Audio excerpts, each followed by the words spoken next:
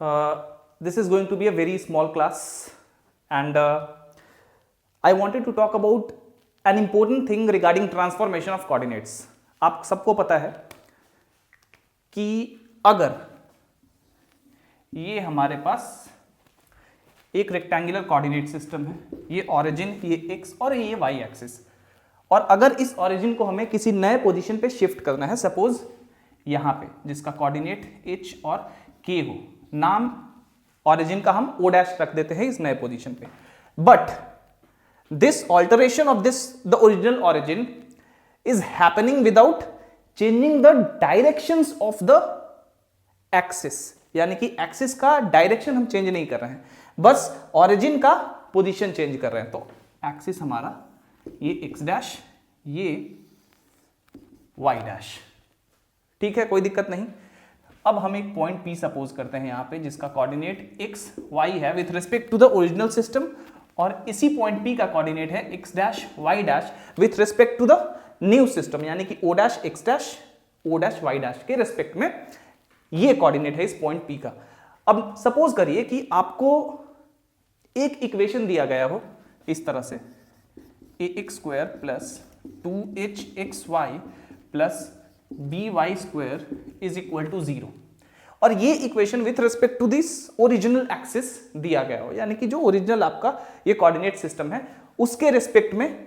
ये इक्वेशन दिया गया है। डेफिनेटली आप देख सकते हैं एक्स और वाई है इसमें, और एक्स और वाई किस कोऑर्डिनेट सिस्टम के रिस्पेक्ट में कोऑर्डिनेट है ये भी आपको इस फिगर से साफ साफ दिख रहा है। So definitely this is the equation given with respect to the original axis. जब हमें इसी इक्वेशन को लिखना होता था, जैसा कि आप सबको पता है, इस नए वाले सिस्टम के रिस्पेक्ट में, तो हम क्या करते थे, x के जगह x dash plus h substitute करते थे और y के जगह y dash plus k substitute करते थे, राइट। और या इसी इक्वेशन में x के जगह जब ये सब्स्टिट्यूट कर देते थे, y के जगह जब ये सब्स्टिट्यूट कर देते थे, और नया वाला जो इक्वेशन हमारा आता था वो इक्वेशन डेफिनेटली होगा इस वाले नए सिस्टम के रेस्पेक्ट में। But the most important thing जो आपको याद रखना है और जिसके बारे में मैंने कल भी बात करा था, वो ये है कि जो नया इक्वेशन मिलेगा और जो इक्वेशन इस नए सिस्टम के रेस्पेक्ट में होगा, उस इक्वेशन का भी डिग्री सेम होगा जो इस ओरिजिनल इक्वेशन का था, यानी कि अगर ये सेकंड डिग्री का है तो वो भी सेकंड डिग्री का होगा, ये थर्ड डिग्री का होता था वो भी थर्ड डिग्री का होता था, ठीक है। तो याद रखिएगा, कोई भी ट्रांसफॉर्मेशन कर लें, यहां तो मैंने सिर्फ ऑरिजिन को ट्रांसफॉर्म किया ना यहां पे इस पोजीशन पे, अगर आप एक्सिस को भी ऑल्टर करें या फिर ऑरिजिन और एक्सिस दोनों को ऑल्टर करें, तो उस ट्रांसफॉर्मेशन के केस में भी जो ओरिजिनल इक्वेशन होगा with respect to the original axis, with respect to the original system of coordinates,